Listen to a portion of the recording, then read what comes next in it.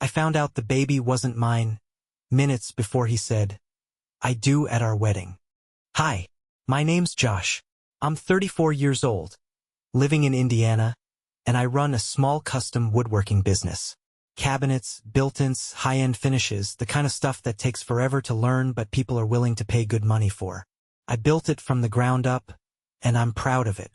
I work hard, I keep to myself, and up until recently, I thought I had life more or less figured out. I don't post online much, not about personal stuff. But something happened a few weeks ago that shook me so hard I haven't been able to sleep right since. And I figure if I don't get this story out of me, it's gonna rot a hole in my chest. This is the story of how I almost married the wrong person. How I almost raised someone else's kid without knowing it. And how, by some messed up miracle, I found out the truth minutes before saying I do. But I'm getting ahead of myself. Let me start at the beginning, the day I met Sophie. We met in the most ordinary way you can meet someone, in line at a coffee shop. One of those indie places with no clear menu, just scribbles on a chalkboard and drinks that all sounded vaguely made up. I was standing there, trying to figure out what a dirty chai was, when I heard a voice behind me say, "It won't kill you, but it will make you late to work." I turned around, and there she was, Sophie. Dark hair, confident smile, big expressive eyes. She looked like someone who had 10 secrets and was always 5 steps ahead of you. We ended up sitting at the same little corner table that morning. I don't even remember how. It just happened. Talking to her was easy, way too easy. She was quick, funny, sharp. Said she worked in social media marketing, freelance, so her hours were flexible. She made jokes about influencers and algorithm changes like it was second nature. Honestly, I liked that she wasn't impressed by much. One coffee turned into 2. Then dinner the next weekend. Then a weekend away 3 weeks later. It moved fast, yeah, but sometimes fast doesn't feel rushed. Sometimes it feels like gravity. We were both adults. She was 28. I was 34. Neither of us wanted to play games. That's what she said, and I believed her. By month 3, she was basically living with me. Said her lease was up, and it didn't make sense to sign another one when we were spending every night together anyway. I didn't argue. I liked coming home to her. I liked the sound of her in the kitchen, even if she never actually cooked. It made the house feel less empty. And I'll be real, part of me was proud. I had my life in order. And here was this smart, beautiful woman who wanted to share it with me. I thought I was doing something right. But the thing about moving fast is, you don't always see what's coming. And what I didn't know back then is that Sophie wasn't who I thought she was. Not even close. It happened about 3 months in. Things between Sophie and me had settled into a rhythm. She was living with me full-time by then. Her clothes were in my dresser, her skincare stuff had taken over the bathroom, and I'd gotten used to her side of the bed always being cold because she curled up like a cat near the wall. We didn't fight. Not really. We had different schedules. I was out the door by 7 most mornings for job sites, and she mostly worked from home, but we made it work. Dinner together when we could. Some weekends away, movie nights on the couch. Felt normal. Good even. Then one night, I came home to find her sitting on the couch. Quiet. Not on her phone. Not watching anything. Just sitting. She looked up at me, eyes wide, and said, "Josh, I'm late." Now that could have meant 100 things. But from the way she said it, and the way she looked at me, I knew exactly what she meant. I sat down next to her. Didn't say anything for a few seconds. I just stared at the wall and let it sink in. We'd been careful. Always. We weren't reckless. It didn't make sense. But accidents happen, right? At least that's what I told myself. She started crying. Said she didn't know what to do. Said she hadn't even taken a test yet, but just knew. And then, through the tears, she said something that stuck with me. "I don't want to do this alone." And right then I made a decision. It wasn't a loud, dramatic moment. There was no music swelling in the background. No speech about love or fate. It was just this quiet thought that passed through my head. If this baby's real, I'm going to step up. Because that's what a man does, right? I didn't have a dad growing up. He bailed when I was 7. My mom did her best. Worked 2 jobs, put me through school, showed up to every baseball game even when she was dead tired. I always told myself if I ever became a dad, I'd be nothing like the one I had. So I told Sophie that if she was pregnant, really pregnant, I wasn't going anywhere. I'd be there. For her. For the kid. She cried harder. Hugged me. Told me she loved me. The next day she took the test. And yeah, it was positive. I was in shock. Still am, maybe. But I didn't freak out. I didn't run. I just took a deep breath, called my mom, and then called my buddy who does rings. A week later I proposed. I proposed a week after Sophie told me she was pregnant. It wasn't the most elaborate thing in the world. No flash mob. No rose petals.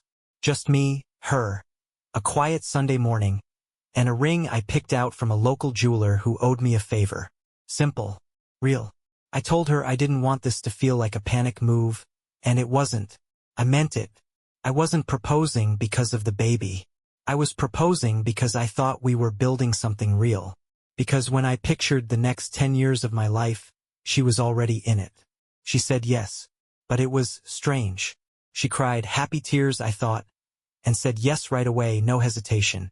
But her face, I don't know. It was almost like there was something behind her eyes she was trying to hide. Like she was putting on joy instead of feeling it. I brushed it off. Told myself it was just nerves. Hormones. The shock of everything happening so fast. Still, I noticed it. That night we ordered pizza, drank ginger ale and laid on the couch. She held her hand out in front of her every few minutes, admiring the ring. I remember thinking, this is it. This is how families start. Not always perfect, not always planned. But this is the beginning of something good. I was wrong.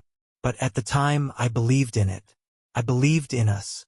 The next few weeks moved fast. Telling friends. Planning the wedding. Sophie said she didn't want anything too big. Just a nice ceremony, friends, a few co-workers. She said her family was complicated. And we'd talk about that later. I didn't push. Figured we'd get there. In the meantime, I worked harder. Picked up extra jobs. Set money aside. If I was going to be a husband and a father, I wanted to be ready. I wanted to be solid. I've never been the guy to half-ass anything. Especially not this. And for a little while, things felt calm. But the closer we got to the wedding, the more cracks started to show. About a month into dating Sophie, I ran into her by accident. It was a Thursday, middle of the afternoon. I just finished up a job and swung by the mall to grab a new drill bit set. As I was pulling into the parking lot, I spotted her across the way, laughing, talking, standing next to some guy. I didn't recognize him. Young guy, maybe 20. Slim, kind of quiet-looking, wearing a hoodie and carrying her shopping bags. I parked, walked over, gave her a hug. She lit up when she saw me, then turned and said, "Oh, Josh, this is my brother, Nate." "Nate, this is Josh." "Brother." I shook his hand. He was polite, maybe a little shy. Didn't say much. Sophie said they'd met up to grab lunch and do some shopping. No big deal. It didn't strike me as weird at the time. I mean, yeah, she'd never mentioned a brother before, and I hadn't seen any family photos around the apartment or anything. But some families are like that. Distant, complicated, messy. She told me once that her relationship with her mom was strained. Her dad had been out of the picture for years. Maybe Nate was the one solid person in her life. That's what I figured. After Sophie found out she was pregnant, Nate started coming around more. At first it was casual, dinner every other week, sometimes just the three of us. Then his girlfriend, Lacey, started joining too. She was sweet, bubbly, the talkative type. We'd play board games, eat takeout, watch movies. It felt kind of domestic, I guess, like a little makeshift family. And I'll admit, it was nice having other people around.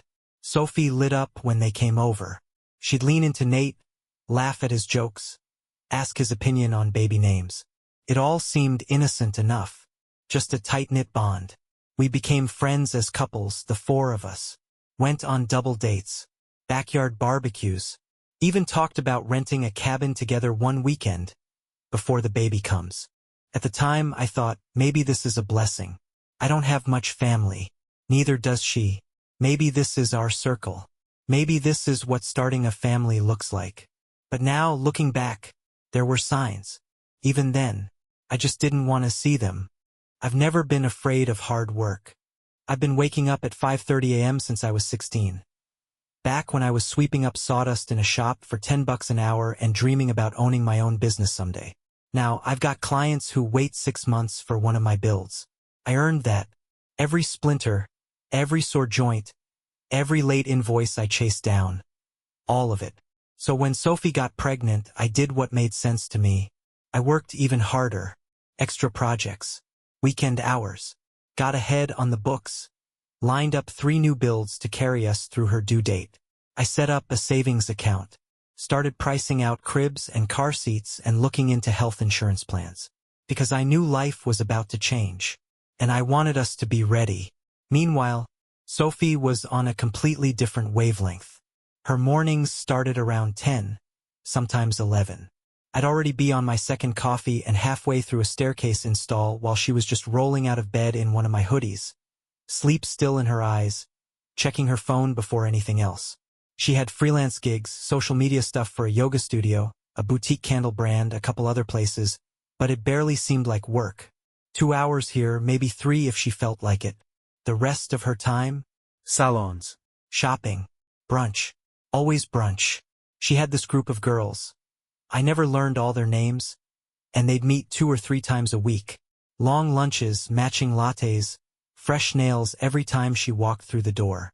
She posted stories almost daily. Mirror selfies, close-ups of smoothies, overhead shots of table spreads with captions like, "Nourish 2 hearts," and "Grateful for my tribe." I kept telling myself it was fine. She was pregnant. She deserved rest. She was nesting, maybe just in her own way. But that little voice in my gut, it was starting to speak up. It wasn't just the lifestyle differences. It was the distance. She started leaving the room to take calls. I'd walk in and she'd flip her phone over. Text threads she never explained. Inside jokes with Nate that I didn't get. Long glances between them sometimes. Subtle, quiet things, but just long enough to make me feel like the outsider in my own house. When I asked about it, she brushed it off. Said I was working too much. Said I was stressed. She wasn't wrong, I was stressed. But not the way she meant. It was like we were living 2 separate lives under the same roof. I was building a future, and she was somewhere else. Some days I convinced myself that was normal, that we were just in different gears, and eventually she'd shift into mine. Once the baby came, once the wedding passed, once life got real. But if I'm honest, some part of me already knew. It was real, and she just wasn't in it with me. They say your gut knows before your head catches up. And by this point, my gut was talking. Loud. It wasn't one big thing. It never is. It was the little shifts. The pauses. The cold silences after warm moments. The way she used to text me heart emojis and "miss you" during the day. And now I'd be lucky to get a K. She started disappearing for hours at a time. Said she was getting her nails done, or meeting friends for lunch, or going to a skincare appointment. Normal things on the surface. I asked if she wanted me to drive her once.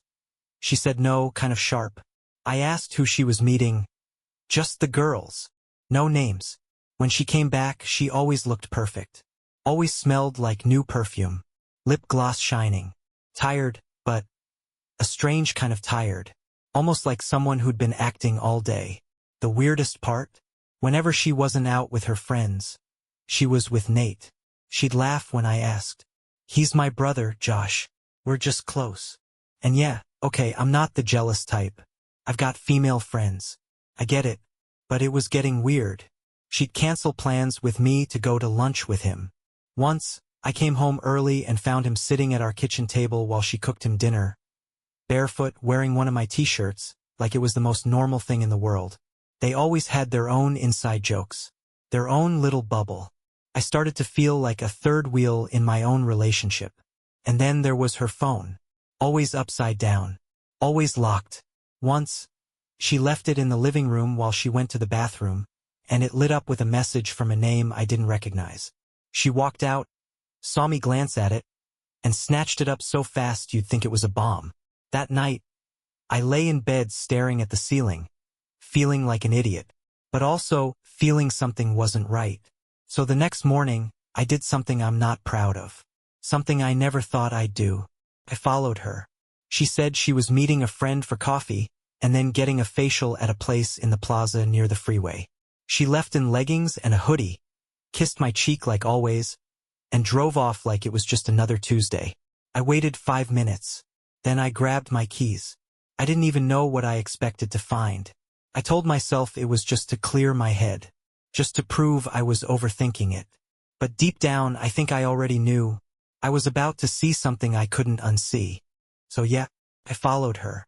She said she had a facial and then lunch with a friend, same plaza she always mentioned. I waited a few minutes after she left, then got in my truck and drove the same direction. I stayed a few cars back, took side streets. I felt like a damn fool doing it, but I also couldn't ignore that feeling in my gut anymore. She parked right where she said she would. Walked into the skincare place. I waited in the lot for almost an hour, then watched her come out, sunglasses on, scrolling her phone. Then she met a friend at the cafe across the lot. Blonde girl. One of the brunch regulars, I think. They laughed, shared a salad, and sat outside like it was the most average Wednesday on earth. That's the part that really messed with me. Everything looked normal. No sneaking around. No weird body language. Just Sophie, doing what she said she was going to do. I drove home more confused than ever. Was I overthinking it? Was I becoming that guy? Paranoid, insecure, seeing things that weren't there? I tried to let it go. Tried to bury the voice in my head that kept whispering. Something's off.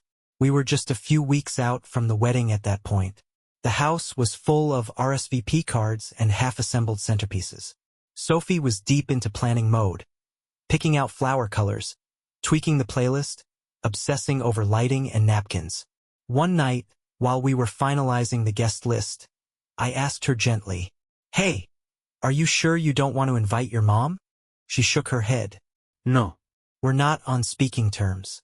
I don't want her there." "Okay," I said. "What about anyone else from your side? A cousin? Aunt? Someone?" She didn't even look up. "I only want Nate there," she said. "I don't need anyone else." Just like that. She said it like she was ordering takeout. Like it was normal to not have a single relative at your wedding, except your brother. I didn't push, but my stomach turned. That word again, brother. The one I'd never heard about until she introduced me to him in a parking lot. The next morning, while Sophie was out running errands, I did something I probably should have done months ago. I found her mom's number, and I called her. I sat with the phone in my hand for a full 5 minutes before I made the call. Sophie was out shopping again, and I knew I only had a small window before she came home. I don't even know what I thought I was doing. I told myself I was just being decent, offering her mom a chance to be at her own daughter's wedding. That's all it was supposed to be. A courtesy. A gesture. Her mom picked up on the second ring. "Hello?" she said, cautious, unsure. "Hi. Sorry, this is kind of out of the blue," I said.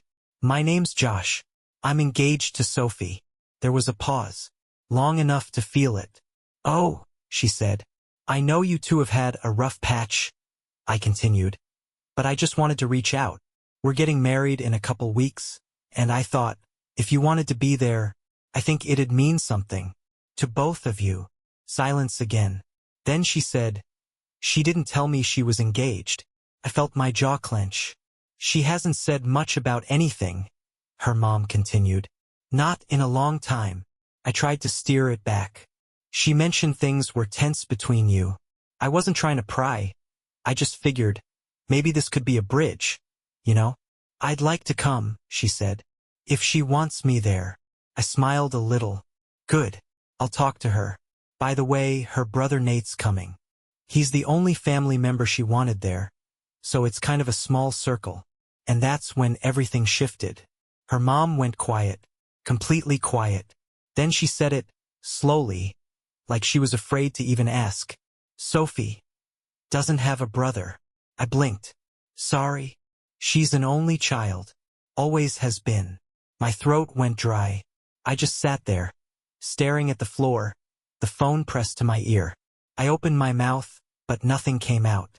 All I could hear was her mother, still on the line, asking gently, "Who did she say Nate was?" I didn't answer. Couldn't. I just said I'd call her back later and hung up. And then I sat there in the quiet of my kitchen, holding my phone in my hand, trying to figure out how the hell I'd let someone into my life who could lie to me so easily. The woman I was about to marry had made up a brother. Or worse, he wasn't made up at all. And I was starting to wonder what exactly he was. The night before your wedding, they say you're supposed to feel nervous. Butterflies, excitement, some kind of giddy panic about forever.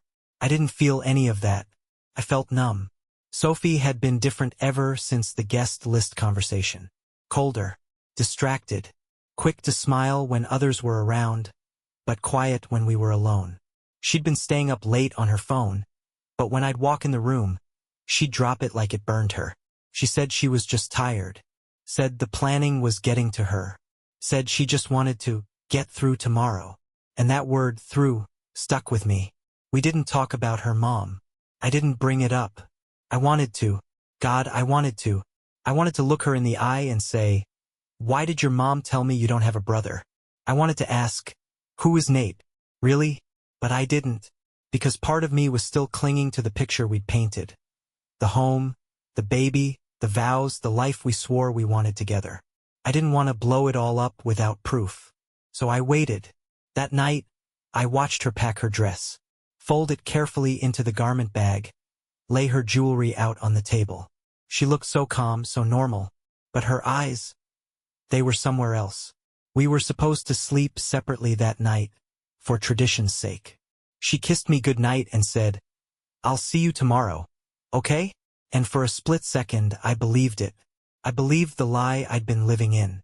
But deep down, way down, past my pride, past the years of learning to ignore my own instincts, I knew tomorrow wasn't going to go the way we planned.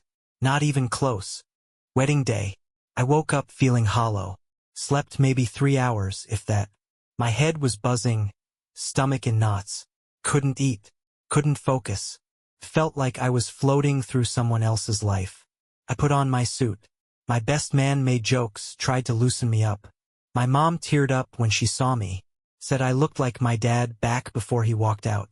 That landed a little harder than she probably meant it to. The venue was beautiful. Warm lights, white chairs, the whole thing exactly how Sophie wanted it.